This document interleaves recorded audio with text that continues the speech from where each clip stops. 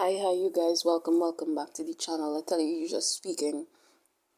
The Lord began to tell me this, and He showed me Judas, and He said, look how Judas died. He said it wasn't that someone laid hands on Judas, or the Lord sent someone out of the sky and say, okay, you kill Christ Jesus, or whatever, you cause his death, and Judas died. He said, no. He said Judas' very own conscience was what killed him. He says, some of you all think that you need to go to your enemy, because they betray you and you need to do anything back to them. He said, you don't know that you don't need to do anything to them.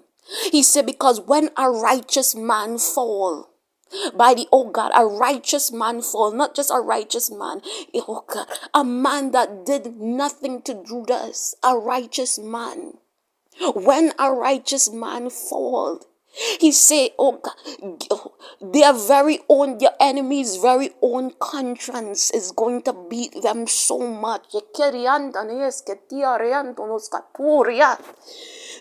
their very own conscience, says the living God, is going to be the one to bring you justice. Their very own conscience is going to beat them so much that they rather die than live with the thought of what they did to you, man and woman of the Most High God.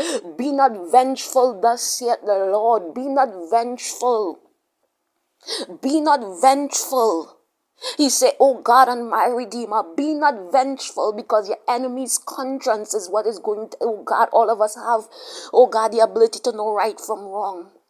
He said your enemy's very own conscience is what is going to take vengeance for you, says the living God. Judas was walking around, but he could not walk around because his conscience was beating him and telling him that he was guilty of shedding innocent blood.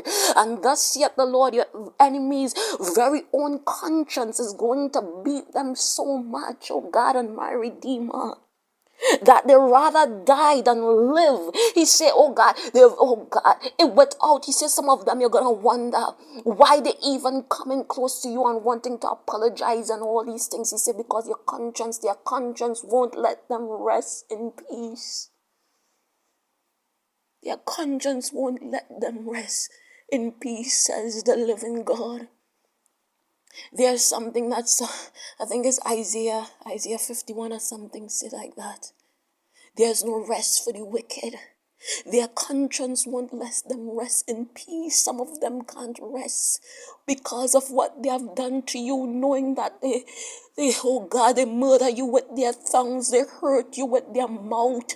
Some of them might not physically do you something, but the way how they crucify you with their mouth, oh God and my Redeemer, cause some things to be withheld from you because the way how they crucify you, the Lord say, when he began to vindicate you, he said their conscience is going to beat them so much that, oh God, if they don't apologize or do something, they're gonna try.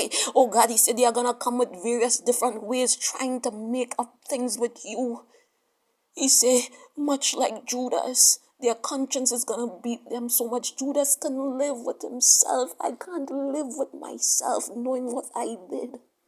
So he took his own life. You don't have to do anything, says the living God.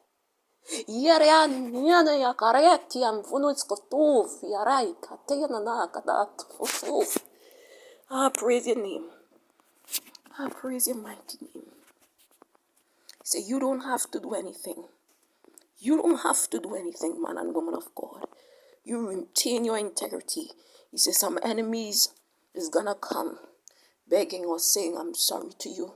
If not, and they are too proudful, he said they are going to try other ways to make up things with you because their conscience is going to be beating them. He said when Judas, he didn't apologize. Ain't no demon or somebody come and murder Judas. Judas took his own life because he could not live with what he had done. And he said some of your enemies can't live with what they do to you.